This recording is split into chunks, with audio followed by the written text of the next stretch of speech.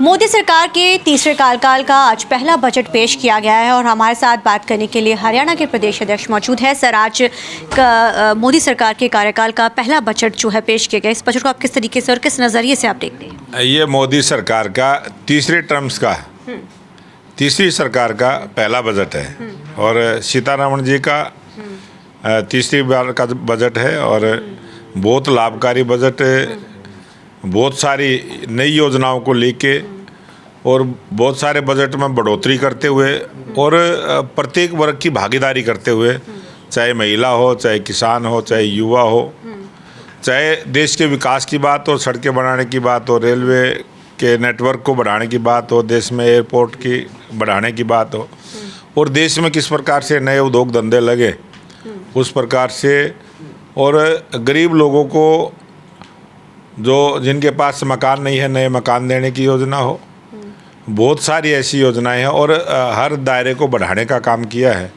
ये सर्वस्पर्शी, सबके लाभकारी, देश के हित का बजट है। मैं इस बजट की बहुत बहुत प्रशंसा करता हूँ। सर, हरियाणा की अगर बात की जाए तो हरियाणा को आपको लगता है कि बजट में कुछ, क्योंकि अब बजट इसलिए भी अहम हो जाता है हरियाणा के लिए क्योंकि इलेक्शन स्टेट है, इस मायने में आप किस तरीके से देखते हैं कि हरियाणा के लिए कितना इसमें रहा है और कितना लाभकारी रहेगा जो क्योंकि चुनाव है तो जाहिर है हरियाणा के लिए तो बड़ा अहम स्टेट हो जाती है ऐसे में। जब गरीबों को मकान मिलेंगे तो वो हरियाणा को भी मिलेंगे, रोजगार के अवसर मिलेंगे हरियाणा को मिलेंगे, नए उद्योग धंधे लगेंगे हरियाणा में लगेंगे, नई सड़कें बनेंगी हरियाणा में बनेंगी, एक्सप्रेस वे बनेंगे हरियाणा में बनेंगे, रेल की स्पीड ट्रेन चलाने का काम हरियाणा में होगा। हरियाणा में इस बजट में बहुत बड़ी भागीदारी हरियाणा प्रदेश को मिलेगी और ये बजट हरियाणा के लिए बड़ा लाभकारी बजट रहेगा और सभी को इसका लाभ हरियाणा के साथ साथ पूरे देश की जनता को मिलेगा। अब क्योंकि जाहिर है चुनाव है और आप प्रदेश अध्यक्ष हैं, तो किस तरीके की जिम्मेदारी आपके ऊपर है इस समय और किस तरीके से तैयारियां आप लोग कर रहे हैं चुनाव को लेकर, क्योंकि महज कुछ ही समय अब जो है चुनाव में रह चुका है? भारतीय जनता पार्टी की नई जिम्मेवारी मिलने के बाद 9 तारीख को जिम्मेवारी मिली थी और आज 23 तारीख है और सभी नेताओं से मिलना, सभी से विचार विमर्श करना, सभी कार्यकर्ताओं को मान सम्मान के साथ काम देना और सभी नेताओं के साथ मिलते हुए योजना बनाना, फिर उनको कार्यान्वित करने के लिए बैठ के करना, इस प्रकार का ये 14 दिन का मेरा प्रयास रहा है। और बीच में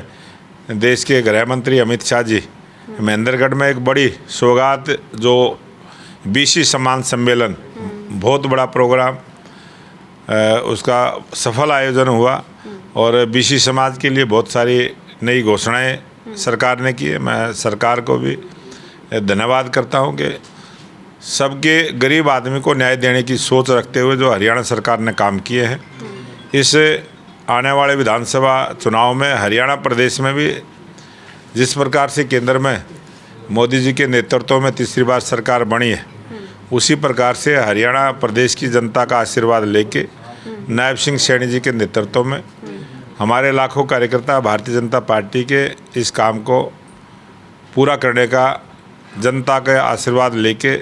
डबल इंजन की सरकार हरियाणा प्रदेश में नायब सिंह सैनी जी के नेतृत्व में खाका तैयार किया है आप लोगों ने? कुछ ऐसे जो चीज़ें हैं जो लोगों के बीच में आप लोग लेकर जाएंगे, क्योंकि 9.5 साल हो चुके हैं सरकार को हालांकि, लेकिन विपक्ष लगातार इससे भी सवाल खड़े कर रहे हैं कि सरकार ने तो कुछ किया ही नहीं 9.5 साल में। सरकार ने हरियाणा प्रदेश की जनता के लिए बहुत सारे ऐसे काम किए हैं। उन सब बातों को, उन सब विकास की योजनाओं को, जन कल्याण के जो काम सरकार ने किए, उन सब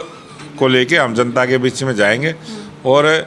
जब 2014 में हरियाणा प्रदेश में भारतीय जनता पार्टी की सरकार बनी थी, उस समय किस प्रकार की सड़कें थी, उस समय किस प्रकार की रेल की कनेक्टिविटी थी, उस समय किस प्रकार से भाई भतीजावाद, परिवारवाद, जातिवाद सरकारी स्तर पर